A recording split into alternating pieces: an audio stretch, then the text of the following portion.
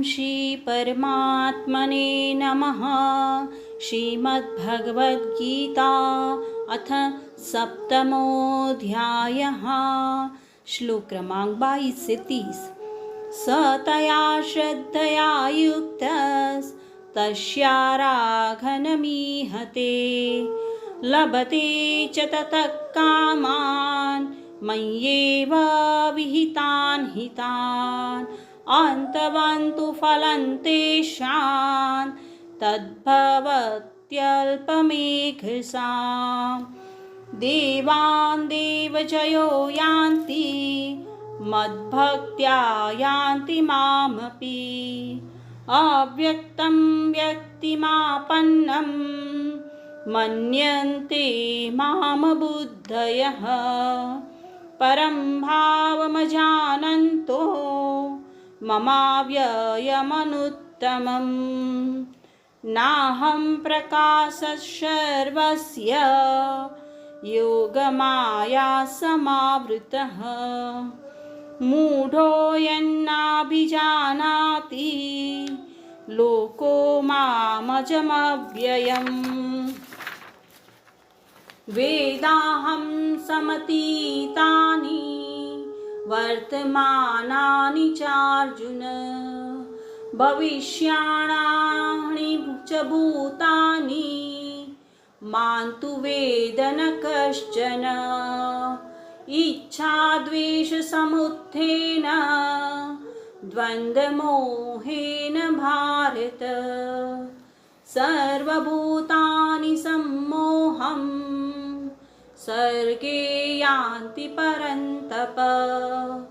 येषान्तगतं पापं जनानां पुण्यकर्मणां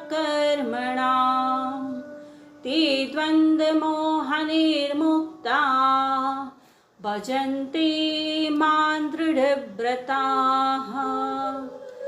जरामरणमोक्षाय मामाश्रित्य यतन्ति ते ब्रह्म तद्विदुःखं कृष्णम् अध्यात्मं कर्म चाखिलम्।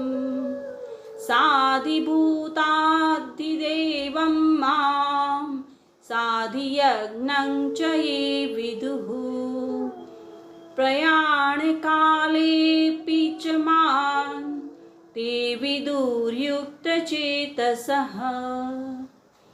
ॐ तत्सदिति श्रीमद्भगवद्गीतासु उपनिषत्सु ब्रह्मविद्यायां योगशास्त्रे श्रीकृष्णार्जुनसंवादे ज्ञानविज्ञानयोगो नाम सप्तमोऽध्यायः।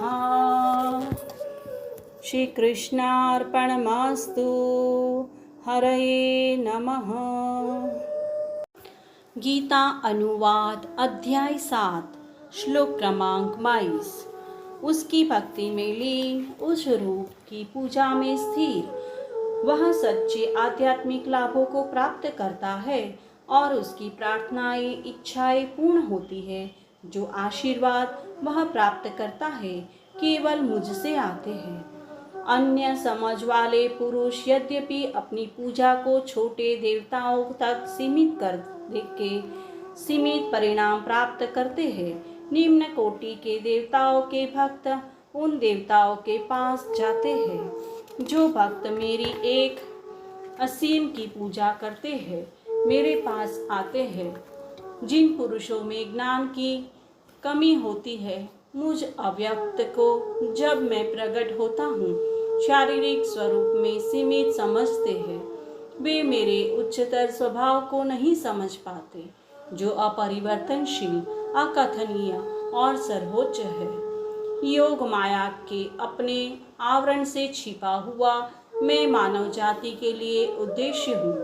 मानवता रूपों द्वारा बेसुध इसलिए नहीं देख पाती कि मैं सार रूप में नित्य अजन्मा और नित्य मृत्युहीन हूँ।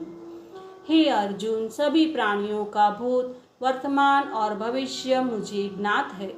मुझे यद्यपि कोई व्यक्ति नहीं जानता जब तक वह स्वयं को केवल मनुष्य के रूप में जानता है।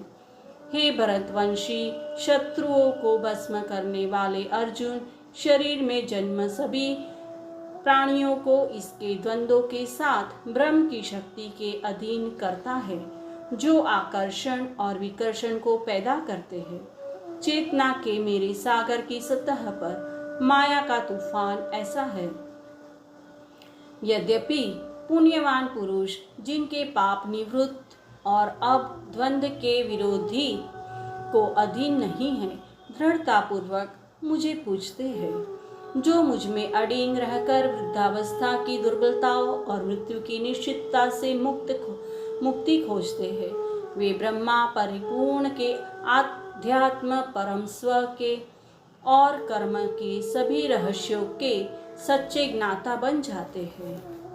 वे जो मेरी उपस्थिति को अपने भौतिक अधिभूत सूक्ष्म अधिदेव और आध्यात्मिक कारण या अधियज्ञ शरीरों में अनुभव करते हैं, उनके हृदय मेरे साथ संयुक्त मृत्यु के समय में भी अपनी अनुभूति को बनाए रखते हैं।